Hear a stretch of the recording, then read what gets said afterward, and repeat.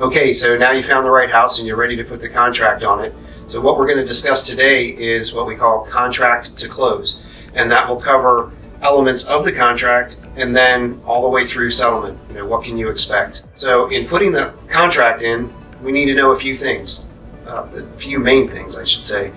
We should know the price, we should know time frame of the closing, and we need to know what contingencies we're going to put in the offer and those time frames. Okay, so the first thing is the price. There's not much to say on the price. It's the price is what you agree to pay for the house, and that would include, how much you're putting down versus how much you're going to borrow on a loan or if you're paying cash. Number two is the settlement date. When are you agreeing to settle and pay for the house? It might not be when you move in. Most of the time it is, but the settlement date is the date that you go and you bring the funds and your lender brings the funds and you close on the house and it's now yours. And then the third piece, which are a lot of contingencies that could be in the contract. There are 4 main contingencies, and then there are many others. So I'm not going to go into every different scenario and other contingencies that could be in a contract, depending on an individual situation. But the 4 main contingencies are the home inspection, which is a contingency that you have in the contract so that you can have a licensed inspector come and inspect the house, see if there's any big problems with the house or anything that you find that's not acceptable, and then it gives you the right to either ask the seller to fix those things or to walk away from the contract, essentially void the contract. Then there's the radon contingency, that you can have a test put in the house by a licensed testing company, and those people, it stays in the house for 2 days and they take a reading. And if it's above an acceptable level, then you can ask the seller to correct, and it's a very easy process to remediate for radon, but that's another common contingency. And then the last 2 are the financing contingency and the appraisal contingency. So the financing contingency would be a contingency to make sure that you get everything in place and that you're able to complete the transaction and get your loan. And so you're protected for a short period of time to make sure that all the information the lender needs is collected and that you get approved for financing. And the appraisal is much the same thing. You need a period of time for a licensed appraiser to come to the property and place a value on the house, which the lender has to agree to. And so if it appraises for the price or higher that you're willing to pay, no problems. If it doesn't appraise for the price that you have agreed to pay, then there's a renegotiation with the seller on either you paying a lower price or you coming up with the difference, something like that. So those are the important pieces of the contract, and we can talk in a minute about what might change those or which ones you would include in your contract and which ones you wouldn't.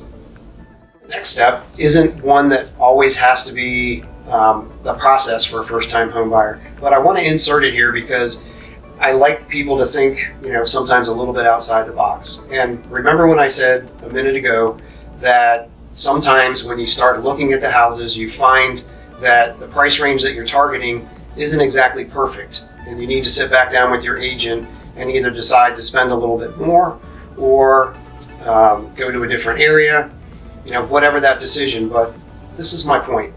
When you're in that decision, if you happen to be in that time or that place where the money that you want to spend or have to spend now isn't perfect for you or you and your family, buying real estate, whether it's your first home or your 5th home, it's an investment. So whether you're going to live there or whether you're buying it as an investment property, just keep in mind that it is an investment. So what I find a lot of my clients end up doing when money that they have to spend now isn't quite the perfect home for them, they end up buying anyway, but they buy and they know that it's going to be their next 2 or 3 year property, that it will last them for the next few years. And they kind of change their thinking a little bit and they see it as, this will be my first investment property. So they still buy in the price range that they targeted. They know that it's not perfect. They change their search parameters around a little bit and say, this isn't perfect, that's not perfect, but this will be fine for us for the next 2, 3, maybe even 4 years.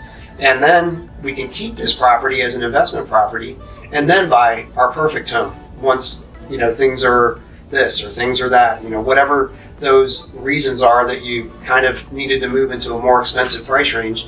So this isn't always a step for first-time home buyers, but I don't like to discount the fact that a first-time home buyer could also be making their first important investment property decision maybe a little sooner. Instead of paying rent month to month, they can get in someplace that they actually own that will later become an investment property. So that's a step that's not always there, but one that you should consider, and I feel like is really important.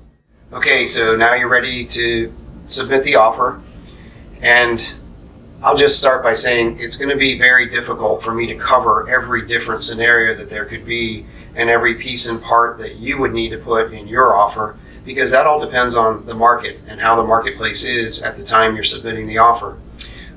For just a small example would be right now, it's 2021. It's a seller's market. There are multiple people interested in each property that comes on the market. So you would want to get a great agent to be able to help you submit an offer that's attractive. The most important thing to remember is that the price isn't always the thing that's the most attractive. It's not, putting the higher price in an offer than everybody else, if there's other offers you're competing with, isn't always the most attractive thing to the seller. Yes, they want to get a good price for the house, but the terms that are in the offer almost always contribute to whether the seller is going to take your offer or not. So without going into every scenario, just know that it's really important to understand the market before you craft the offer. Make sure that you have an agent that understands the importance of talking to the listing agent and what to ask them, that understands your situation and what you are and aren't able to do. Meaning that you might want to remove all the contingencies for the offer to be competitive, but you might not be able to do that. So having a great agent that understands that is key. So please call me if you have any more questions, or if I can help you with a specific situation. Would love to help. Okay, so now you have just a general idea of how to put an offer in, and so that concludes part one of our contract to close. In our next video, we'll discuss what happens after your contract gets ratified. So, see you next time. Thanks for joining us today for this segment of Tom's Tips. I hope you found it helpful. To contact me or for more useful videos like this, you can click the link below, and I hope you guys have a great day.